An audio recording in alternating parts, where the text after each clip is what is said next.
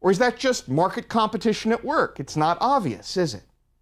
A commonly proposed rule is that if a firm is selling for less than its costs, then you should say it's doing predatory pricing. But in a free market, prices are set by supply and demand, not by cost, and it's not unusual to see stuff sold in a dollar store somewhere for less than cost, so why should cost even be relevant to this question? Moreover, accounting being what it is, calculating what's a real cost and what does something really cost is often not an obvious calculation either. Overall, all of these theories of exclusive dealing, predatory pricing, and all the rest may seem a little squishy and uncertain, and truth is they are.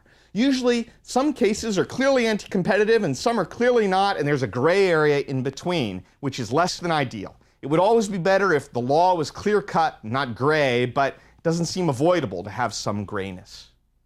There's also, with all of this, a lively ongoing intellectual debate over whether markets should be highly regulated by antitrust authorities or not, whether competition will usually win or whether it might not always win, and whether government intervention is necessary to encourage more competition.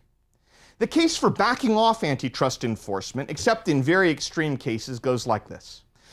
Cartels often come under pressure from cheaters. Cartels will often have a situation where one member of the cartel decides to sell more, and so the cartel will fold. Monopoly will come under pressure from new competitors. If there are big profits to be made, people are going to try and enter. Many of these practices that look anti-competitive or restrictive may actually be useful, and if they aren't, they'll be competed away over time. Also, it can be hard to measure the benefits of antitrust, because in many cases, markets evolve, and it's hard to say whether the antitrust enforcement really helped or really didn't.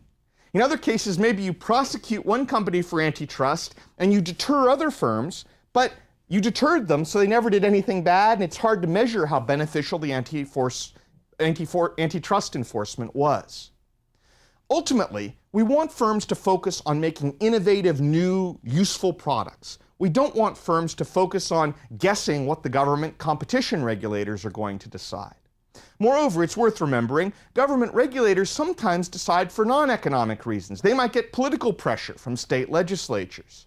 If a firm in state A wants to buy a firm in state B, is that good or bad? Maybe depends on what your state legislators think about it.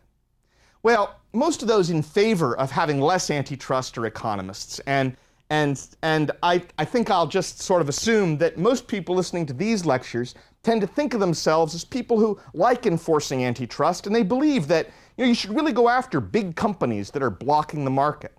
So if you're that kind of person, let me give you a hard question. What about the US Postal Service? It's a monopoly.